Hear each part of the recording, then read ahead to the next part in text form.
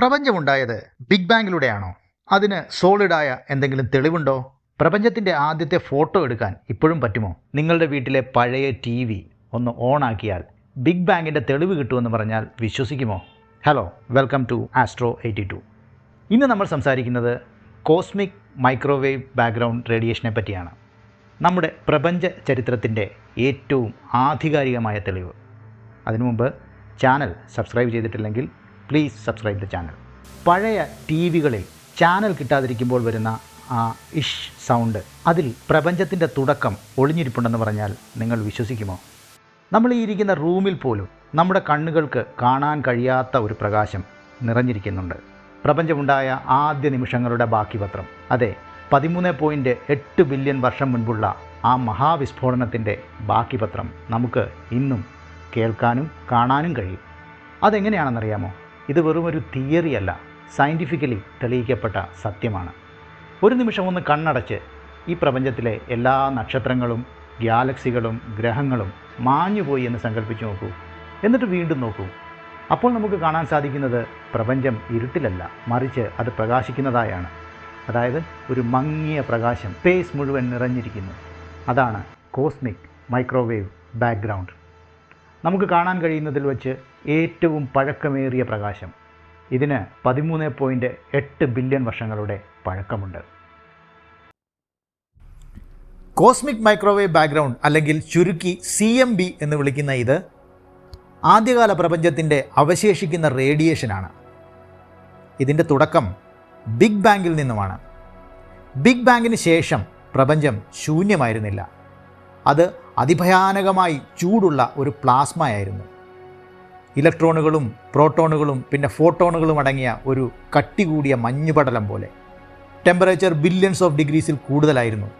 അവിടം ഇന്നത്തെ ഒരു നക്ഷത്രത്തിൻ്റെ ഉൾവശം എങ്ങനെയാണോ പ്രവർത്തിക്കുന്നത് അതുപോലെ ഒപ്പേക്ക്, അല്ലെങ്കിൽ പ്രകാശത്തെ കടത്തിവിടാത്ത സുതാര്യമല്ലാത്ത അവസ്ഥയിലായിരുന്നു. അവിടെ പ്രകാശത്തിന് സ്വതന്ത്രമായി സഞ്ചരിക്കാൻ കഴിയുമായിരുന്നില്ല. കാരണം വളരെ കൂടിയ ഡെൻസിറ്റിയിൽ ഫോട്ടോണുകൾ തുടർച്ചയായി ചാർജ്ഡ് പാർട്ടികളുമായി കൂട്ടിയിടിച്ച് നശിക്കുകയും വീണ്ടും ഉണ്ടാവുകയും ചെയ്തുകൊണ്ടിരുന്നു. പ്രകാശം, അല്ലെങ്കിൽ ഇലക്ട്രോ മാഗ്നറ്റിക് റേഡിയേഷൻ, അവിടെ കുടുങ്ങിക്കിടക്കുകയായിരുന്നു. എന്നാൽ ഏകദേശം 3,80,000 വർഷങ്ങൾക്ക് ശേഷം വളരെ പ്രധാനപ്പെട്ട ഒരു കാര്യം സംഭവിച്ചു. അവിടുത്തെ ടെമ്പറേച്ചർ കുറയാൻ തുടങ്ങി. ഏകദേശം 3000 കെൽവിനായി മാറി. ഇലക്ട്രോണുകളും പ്രോട്ടോണുകളും കൂടിച്ചേർന്ന് ന്യൂട്രലായ പ്രിമോഡിയൽ ഹൈഡ്രജൻ ആറ്റംസ് ഉണ്ടായി. ഇതിനെയാണ് നമ്മൾ റീകോമ്പിനേഷൻ എന്ന് വിളിക്കുന്നത്. അങ്ങനെ പെട്ടെന്ന് ഫോട്ടോണുകൾക്ക് സ്വാതന്ത്ര്യം കിട്ടി. പ്രകാശം സഞ്ചരിക്കാൻ തുടങ്ങി.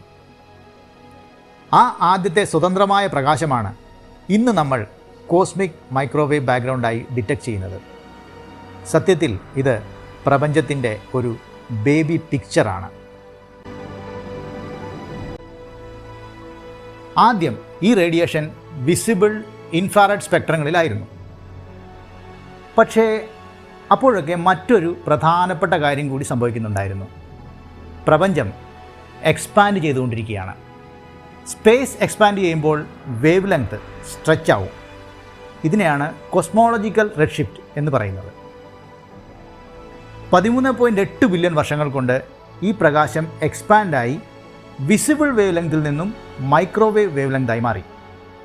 ഇന്ന് CMBയുടെ ടെമ്പറേച്ചർ 2.725 കെൽവിനാണ്. അതായത് അബ്സല്യൂട്ട് സീറോയിൽ നിന്നും വെറും 2.7 ഡിഗ്രി മാത്രം കൂടുതൽ.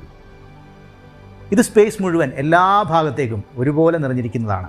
അതായത് നമ്മൾ പഴയ TVകളിലും റേഡിയോകളിലും കേട്ടിരുന്ന ആ ഹിസ് ശബ്ദത്തിൻ്റെ ഒരു ചെറിയ ഭാഗം ഇതിൽ നിന്നുള്ളതാണ്. 1965 അമേരിക്കയിലുള്ള ബെൽ ലാബ്സിലെ 2 റേഡിയോ അസ്ട്രോണമേഴ്സ് ആയിരുന്ന ആർണോ പെൻസിയാസും റോബർട്ട് വിൽസണും യാദൃശ്ചികമായി ഒരു പ്രത്യേക വേവ് ലെങ്തിലുള്ള മൈക്രോവേവ് നോയ്സ് ഡിറ്റക്റ്റ് ചെയ്തു. അത് തുടർച്ചയായി ഏതാണ്ട് എല്ലാ ഭാഗത്തു നിന്നും വന്നുകൊണ്ടേയിരുന്നു. അതായത് ഒരു ഹിസ് സൗണ്ട്. അവർ ആദ്യം വിചാരിച്ചത് ഇതെന്തോ ഡിസ്റ്റർബൻസ് ആണെന്നാണ്. അതവർ ചെക്ക് ചെയ്യാനായി പല കാര്യങ്ങളും ചെയ്തു നോക്കി. അതായത് ആൻറ്റിനെ ന്യൂയോർക്ക് സിറ്റിക്ക് നേരെ പോയിന്റ് ചെയ്ത് നോക്കി. സിവിലൈസേഷണൽ പൊല്യൂഷനാണോ എന്നറിയണമല്ലോ. എന്നിട്ടും ഡിസ്റ്റർബൻസിന് ഒരു മാറ്റവുമില്ല. അവരുടെ ആൻറ്റിനയിൽ ഒരുപാട് പ്രാവുകളുണ്ടായിരുന്നു. ഇനി അതിൻ്റെ കാഷ്ടം കാരണമാണോ ഈ ഡിസ്റ്റർബൻസ് എന്ന് വിചാരിച്ച് അവർ അത് മൊത്തം ക്ലീൻ ചെയ്ത് നോക്കി. വീണ്ടും അതേ ഡിസ്റ്റർബൻസ്. ഏതാണ്ട് അതേ സമയം തന്നെ സയൻറ്റിസ്റ്റുകൾ ബിഗ് ബാങ്ങിൽ നിന്നുള്ള റേഡിയേഷനെ പറ്റി പ്രിഡിക്ഷൻ ചെയ്യുന്നുണ്ടായിരുന്നു. അങ്ങനെ ഇത് അതാണോ എന്നായി പിന്നീടുള്ള സംശയം. അങ്ങനെ അവരെ പോലും അമ്പരപ്പിച്ചുകൊണ്ട് ഈ നോയ്സ് ആ പ്രിഡിക്ഷനുമായി കൃത്യമായി മാച്ചായി. അങ്ങനെ യാദൃശ്യമായിട്ടാണെങ്കിലും സൃഷ്ടിയുടെ ആദ്യ തിളക്കത്തെ, അതായത് ആഫ്റ്റർ ഗ്ലോ ഓഫ് ക്രിയേഷൻ അല്ലെങ്കിൽ കോസ്മിക് മൈക്രോവേവ് ബാക്ക്ഗ്രൗണ്ടിനെ കണ്ടുപിടിക്കുകയായിരുന്നു. ഈ കണ്ടുപിടുത്തത്തിന് അവർക്ക് രണ്ടുപേർക്കും പിന്നീട് നൊബേൽ പ്രൈസും ലഭിച്ചു. പെട്ടെന്ന് നോക്കുമ്പോൾ CMB നല്ല സ്മൂത്തായി തോന്നും. പക്ഷേ നന്നായി മെഷർ ചെയ്താൽ അതിൽ ചെറിയ ടെമ്പറേച്ചർ വ്യത്യാസങ്ങളുള്ളതായി കാണാം. അതായത് 1,00,000-ൽ 1 ഭാഗം വ്യത്യാസം. ഈ വ്യത്യാസങ്ങൾ മാപ്പ് ചെയ്തത് കോബി, WMAP, പ്ലാങ്ക് എന്നീ സാറ്റലൈറ്റുകൾ ഉപയോഗിച്ചാണ്. ഈ ചെറിയ ഹോട്ട് ആൻഡ് കോൾഡ് സ്പോട്ട്സ് ആദ്യകാല പ്രപഞ്ചത്തിലെ ഡെൻസിറ്റി വ്യത്യാസങ്ങളെയാണ് കാണിക്കുന്നത്. കൂടുതൽ ഡെൻസിറ്റിയുള്ള ഇടങ്ങളിൽ ഗ്രാവിറ്റി കൂടുതലായിരുന്നു. കോടാനുകോടി വർഷങ്ങൾ കൊണ്ട് ഗ്രാവിറ്റി ഈ ചെറിയ ഓളങ്ങളെ വലുതാക്കി. അവ ഗാലക്സികളായി, ക്ലസ്റ്ററുകളായി, നക്ഷത്രങ്ങളായി, ഗ്രഹങ്ങളായി, നമ്മളായി. നമ്മൾ കാണുന്ന എല്ലാം തുടങ്ങിയത് CMBയിലെ ഈ മൈക്രോസ്കോപ്പിക് ടെമ്പറേച്ചർ വേരിയേഷനുകളിൽ നിന്നാണ്. ഇന്ന് കോസ്മോളജിയിലെ ഏറ്റവും പവർഫുള്ളായ ടൂളുകളിലൊന്നാണ് കോസ്മിക് മൈക്രോവേവ് ബാക്ക്ഗ്രൗണ്ട്. ഇതിൽ നിന്നും സയൻറ്റിസ്റ്റുകൾക്ക് പല കാര്യങ്ങളും കാൽക്കുലേറ്റ് ചെയ്യാൻ പറ്റി. പ്രപഞ്ചത്തിൻ്റെ പ്രായം 13.8 ബില്യൺ വർഷങ്ങളാണെന്നും പ്രപഞ്ചം ജിയോമെട്രിക്കലി ഫ്ലാറ്റ് ആണെന്നും അതുപോലെ ordinary matter 5%, dark matter 27%, dark energy 68% ആണെന്നുള്ള വളരെ വാല്യുബിൾ ആയിട്ടുള്ള വിവരങ്ങളാണ് ഇത് നൽകിയത്. കൂടാതെ പ്രപഞ്ചം തുടങ്ങിയ സമയത്തുള്ള പെട്ടെന്നുള്ള വികാസത്തെ കുറിക്കുന്ന കോസ്മിക് ഇൻഫ്ലേഷൻ തിയറിയെയും CMB സപ്പോർട്ട് ചെയ്യുന്നുണ്ട്. ഇത് വെറും ഒരു ബാക്ക്ഗ്രൗണ്ട് റേഡിയേഷൻ അല്ല, ഇത് റിയാലിറ്റിയുടെ ബ്ലൂ പ്രിൻ്റാണ്. നമ്മൾ ഡീപ്പ് സ്പേസിലേക്ക് നോക്കുമ്പോൾ ദൂരത്തേക്കല്ല നോക്കുന്നത്. നമ്മൾ പാസ്റ്റിലേക്ക്, സമയത്തിലൂടെ പുറകോട്ടേക്കാണ് നോക്കുന്നത്. എന്തിന്? നമ്മുടെ ചന്ദ്രൻ പോലും ഏകദേശം 1.3 സെക്കൻഡ് പാസ്റ്റിലാണ്. സൂര്യൻ 8 മിനിറ്റ് പാസ്റ്റിലാണ്. CMB ആണ് നമുക്ക് കാണാൻ കഴിയുന്ന ഏറ്റവും ദൂരെയുള്ള കാര്യം. അതിലും ദൂരത്തിൽ നിന്നും പ്രകാശം ഇവിടെ എത്തണമെങ്കിൽ അതിന് പ്രപഞ്ചത്തിൻ്റെ പ്രായത്തേക്കാൾ കൂടുതൽ കാലം സഞ്ചരിക്കേണ്ടി വരും. അത് പ്രായോഗികമല്ല. അതുകൊണ്ട് തന്നെ ഇതാണ് വിസിബിൾ ഹിസ്റ്ററിയുടെ ലിമിറ്റ്. ഇത് ഇപ്പോഴും ഈ നിമിഷത്തിലും നമുക്ക് ചുറ്റുമുണ്ട്. മങ്ങി തിളങ്ങുന്ന ആ മൈക്രോവേവ് ഗ്ലോ ഗാലക്സികളെക്കാളും നക്ഷത്രങ്ങളെക്കാളും നമ്മൾ അനുഭവിക്കുന്ന സമയത്തെക്കാളും പഴക്കമുള്ളതാണ്. പ്രപഞ്ചം അതിൻ്റെ തുടക്കം ഇപ്പോഴും ഓർക്കുന്നു.